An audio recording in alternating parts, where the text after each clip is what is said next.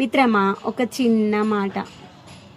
మనము పుస్తకాలను చదివితే పరీక్షలో పాస్ అవుతాము, కానీ మన చుట్టూ ఉన్నటువంటి మనుషులను చదివితే జీవితం అనేటువంటి పరీక్షలో పాస్ అవుతాము.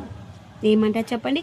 ఈ రోజుల్లో పుస్తకాలు చదివి నాలెడ్జ్ని గెయిన్ చేసేవాడికంటే మన సొసైటీలో ఉన్నటువంటి మనుషులను చదివి ఎవరితో ఎలా ప్రవర్తించాలో తెలుసుకున్నవాడే జీవితంలో మంచి ఉత్తీర్ణతతో పాస్ అవుతాడేమో అనిపిస్తుంది.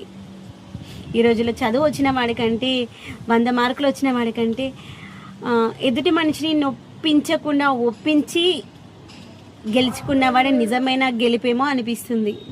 ఈ రోజుల్లో చూస్తూ ఉంటాం, ఎంత పెద్ద పెద్ద కార్పొరేట్ సంస్థలైనా మనము ఎంత మంచి ప్రాజెక్ట్ తొందరగా వాళ్ళు ఇచ్చినటువంటి టైమింగ్ కంటే ముందు ప్రాజెక్ట్ చేసినా వాడికి ఏంటి ఇప్పుడు మన ఇంక్రిమెంట్స్ టైంలో ఇంక్రిమెంట్ రాదు. కానీ ఆ యొక్క టీమ్ లీడర్ దగ్గరికి వెళ్ళేసి ఎప్పుడు ఎలా మాట్లాడాలి, ఎప్పుడు ఆ యొక్క టీమ్ లీడర్ని మంచిగా మెప్పించాలి అనేటువంటి మెప్పు ఉన్నవాడే తొందరగా ఎదుగుతాడు.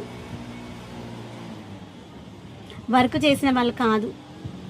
ఏమంటారు చెప్పండి, అవునా కాదా? వర్క్ చేసి కామ్గా ఉన్నవాడు ఎప్పుడూ ఎదగడు. పని చేయకుండా ఓన్లీ మాటలు చెప్పిన వాళ్ళే ఎదుగుతారు. అందుకే అంటారు కదా,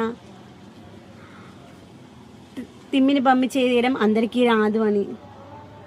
కానీ ఈ రోజులో తిమ్మిని బమ్మి చేసిన వాడే జీవితంలో హ్యాపీగా ఉంటాడేమో అనిపిస్తుంది.